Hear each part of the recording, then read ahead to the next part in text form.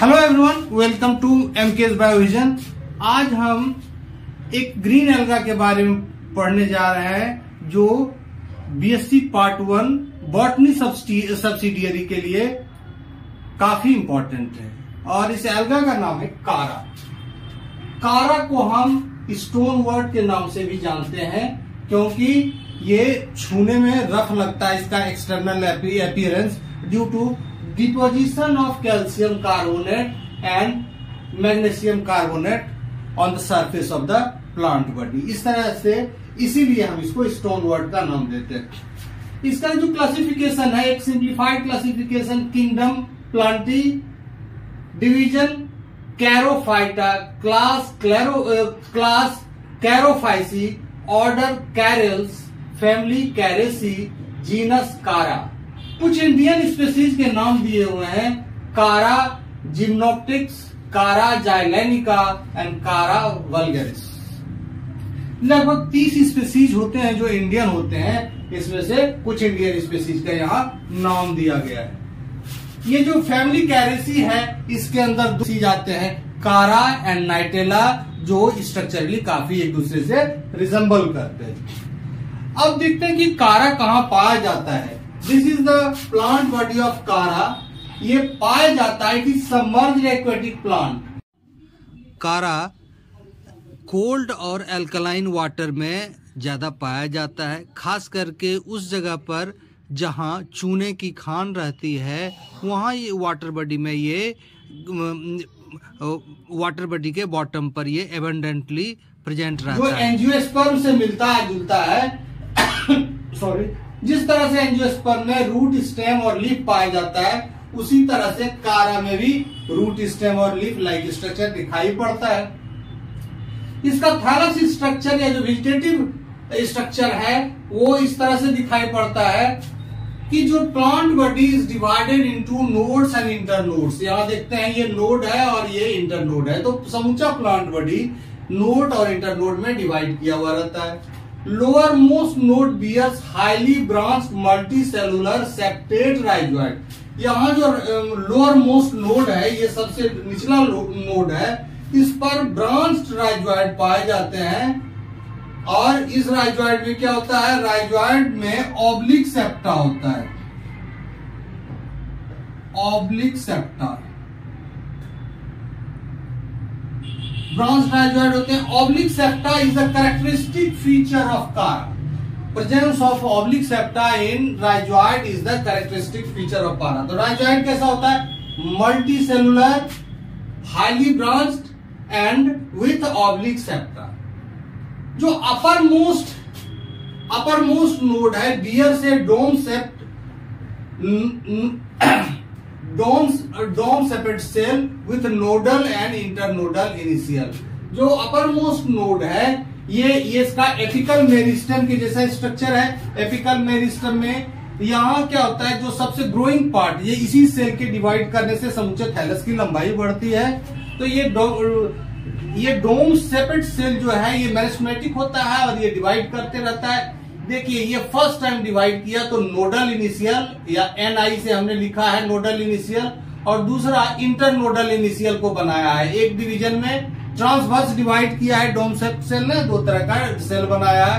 Nodal sales node को बनाएगा और इंटरनोडल सेल्स इंटरनोड को बनाएगा। इसके पहले वाला जो ये दिस इज द न्यूएस्ट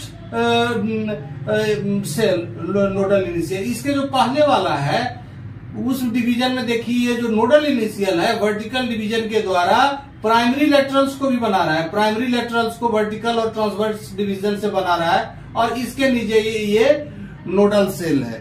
तो ये जो डोम सेप्ट सेल है, ये वर्टिकल डिवीजन से नोडल इनिशियल और इंटरनोडल इनिशियल ही बनाता चला जाता है। उसके बाद जो नोडल इनिशियल है फिर डिवाइड करके ये प्राइमरी लेटरल्स वगैरह बनाते हैं। ठीक है, तो इस तरह से इसका जो एपिकल रीजन है या ग्रोइंग पॉइंट जिसको है, इसको हम कह सकते हैं कि ये डिवाइड करके समूचे थैलस की लंबाई को बढ़ाता है। From nodes two types of branches arises. Node से दो तरह के ब्रांच अराइज होते हैं। एक तो देखिए ये छोटा छोटा होर्ल ऑफ ब्रांच, स्मॉल ब्रांचेज है, और दूसरा है branches of two types of branches arise. Branches of limited growth. This is called branches of limited growth. ये क्या होता है कि प्राइमरी लेटरल्स, इसको हम प्राइमरी लेटरल्स के भी नाम से जानते हैं। ब्रांचेज ऑफ लिमिटेड ग्रोथ को हम प्राइमरी लेटरल्स के भी नाम से जानते हैं। और ये जो है 5 to 15 इंटरनोड लॉन्ग वाली, तो ये जो होते हैं, देखिए ये प्राइमरी लेटरल्स है। इसकी जो लंबाई होती है ये 5 to 15 इंटरनोड, 1 2 3 4 5, तो 5 मिनिमम है 15 इंटरनोड्स तक भी ये लंबा प्राइमरी लेटरल हो सकता है।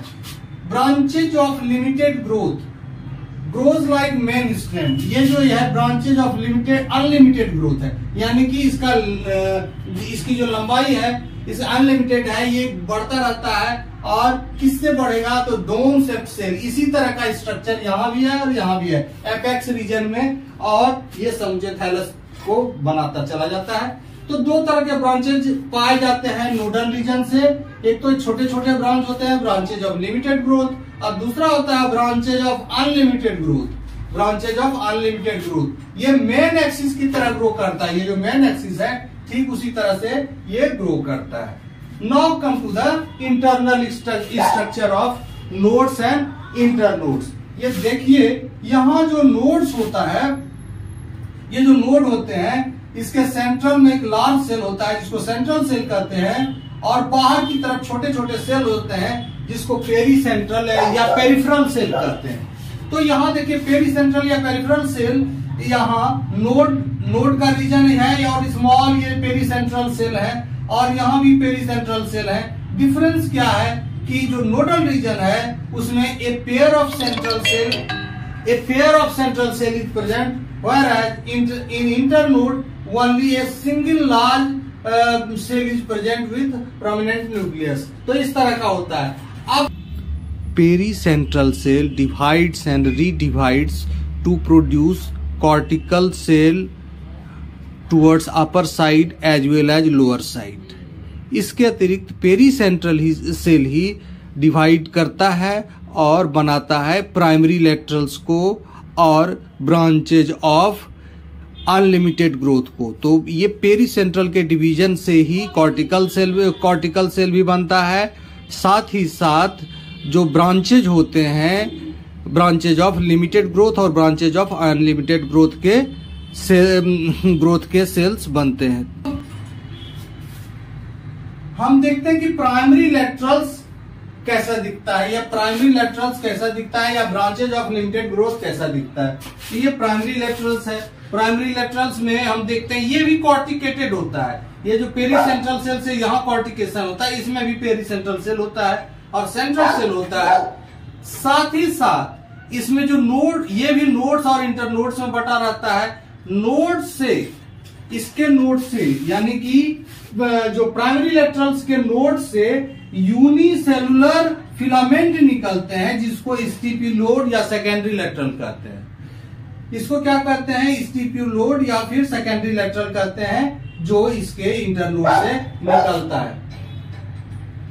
ब्रांचेज ऑफ लिमिटेड, अब रिमेनिंग स्ट्रक्चर जो है ये इसी तरह का होता है। रिमेनिंग स्ट्रक्चर, इसका इंटरनल स्ट्रक्चर भी ठीक ऐसा ही होता है जैसा कि मेन एक्सिस का होता है।